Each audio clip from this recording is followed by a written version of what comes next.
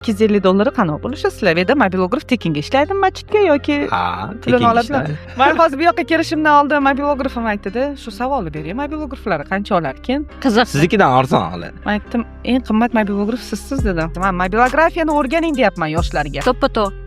Ishsiz yurgan yoshlar, kechgacha bekorchilikdan bosh qotirayotgan yoshlar mobilografiyani o'rganing.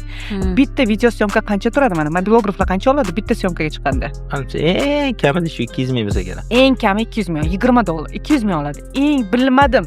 U bilmaydi. Yoshlar. U Facebook'ga ishlashni bilmaydi, bir-biriga ulab qo'yadi videoni. 200 mingga ishlaydi. Eng qimmat mobilograf $50 bo'lsa kerak. Ha, yo'q, telefonda menimcha O'sha $50. $50 bo'lsa kerak. telefonda $50 $50 ga oladiganlar ham bor-da bizda. Biz oldin yo'llanma 300 ming, 400 minglarga ishlasa kerak. Kamida o'sha $35 hamchi kamerada $50 ga olishgan. Ha, kamerada kamerada Kamerada videograflar $70 olgan. Biz endi ishlatganmiz. qaysi qatting shunaqa balandga tushgan?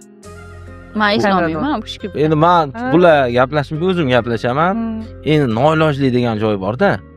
Siz o'sha narsani pulga olganingizdan keyin unga yaxshi narsa berishingiz kerak. Pullar qanaqa bo'lishasizlar? Qanaqa bo'lishgan biz aytamdi va Shu o'zi kishi ham biladi. biladilar, boshlig'imiz shu kishi. Boshim shukurchi. 3 ga bo'linadi. U bir qism rasxodlar uchun, rasxodlarning ichiga yeb ichar ham kirishi mumkin. Gazingiz ham kirishi mumkin, mobilograf xizmati ham kirishi mumkin. Ha, bir qismi bularga. Ofis arendasi. Ha, endi uni sotib oldik. Endi uni ham baribir Joyi sotib oldingizmi, Shukurjon? Men kichkina odam bilan o'tirmayapman ekan. O'shaning uchun rahbar deb. Mani kechiring, Matizga gapirganimga. Afsonaga joy sotib oldingizmi? Ha. Yaqinda bitta villa ham sotib olsalar hayratlanmay. Bloger bo'lish kerak ekan ostana. Shuncha aytaman, bloger bo'ling. Bloger bo'lishsin-a yoshlar. Faqat o'qib bo'lishsin. Ha, albatta. Chunki kecha hokimimiz suhbatda ham Xudo aytishdi, xohlasa. saviyalilar bo'linglar deb. Shunaqa. Hokimimiz ham aytdilar, imkoniyat yaratamiz, sharoit yaratamiz deb.